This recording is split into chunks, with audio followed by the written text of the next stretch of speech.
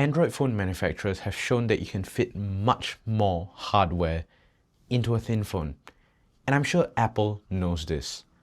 So why does this bad phone feel so good?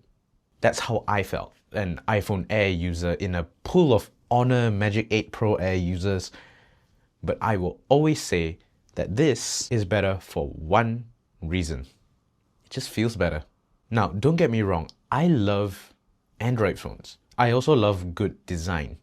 In fact, I should be enjoying that phone more than this one, purely for the fact that first, there is physical SIM support, there's 2 more cameras, a more compact form factor as well, and a battery that's double the size and charges at triple the speed. But it's just Magic OS. Magic OS sucks. But enough about that orange phone. This is an iPhone video. But yes, it's really cool to see how thin a phone can go. On the front is a 6.5-inch 120Hz display like we've seen 500 times before. And there's nothing missing. The viewing angles are fantastic. It gets plenty bright and it has all the usual bells and whistles like that dynamic island. There's the thin-ish bezels that we've got right now and the liquid glass interface of iOS 26. And hot take, I really liked old liquid glass over the current whatever the hell it is right now. It's also got that really nice polished titanium frame that is beautiful as always, and a really nice frosted glass on the back. So it's got a mix of horrendous fingerprints and svelte smoothness. It's also really slippery. But beautiful hardware aside, the battery is really the worst part of the phone. Even while recording this video, I have the Xiaomi power bank slapped onto the back of this thing. It's terrible. It's a tiny 3149 mAh battery, and it really doesn't help that none of the power of the A19 Pro in this phone is cooled. So it's all passively radiating into the back glass of the phone and into the battery. So you get a small battery and warm temperatures. I'm pretty sure that's called a nightmare. If I'm lucky, I can maybe get half a day out of this phone. At most maybe 6 p.m.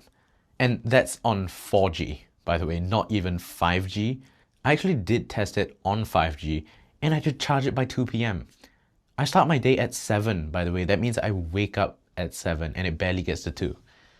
So power bank it is. But one of the other culprits, like I mentioned, is the chipset. But it's not really a fault of the chip in of itself, but the lack of cooling supplemented for it.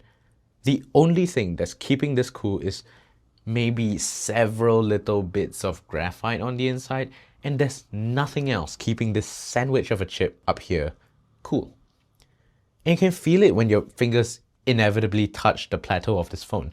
It just gets so much hotter than any other phone I've ever used. And it only has one speaker, the earpiece speaker.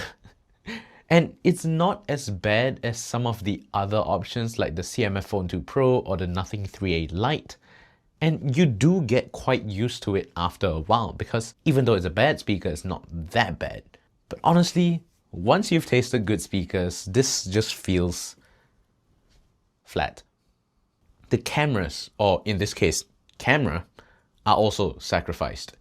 It's a 48 megapixel main sensor, and it's your only rear camera with a 26mm focal length, so it's even more zoomed in than the 1x lens on the base and Pro iPhones this year. But I usually preset my phone camera to 35mm anyway, so there's no difference to me. But zooming in suffers immediately. Even with the different imaging pipelines for digital crop, it's just overall not one of those phones that you zoom in reliably with. And it also doesn't have an ultra wide, which is just slightly less convenient. It's always nice to have an ultra wide when you need it. And honestly, this phone is almost pointless. But the thing is, it's pretty. And I think that this is exactly what Apple is trying to do. They're trying to romanticize this. You can see that from the entire lineup this year. The base model was the best deal. The Pro and Pro Max are the maximum spec without caring about the design. But this is the luxury, sexy option. And it's like cars. You either get the normal fuel-efficient sedan, the monster-powered pickup truck, or you get this. It's like the 911 Carrera of phones. It doesn't have a lot of trunk space.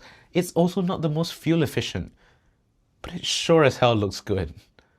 It's definitely not for everyone, but there's a target audience for this. And clearly, I'm a part of that target audience. I'll see you all next time. Have fun.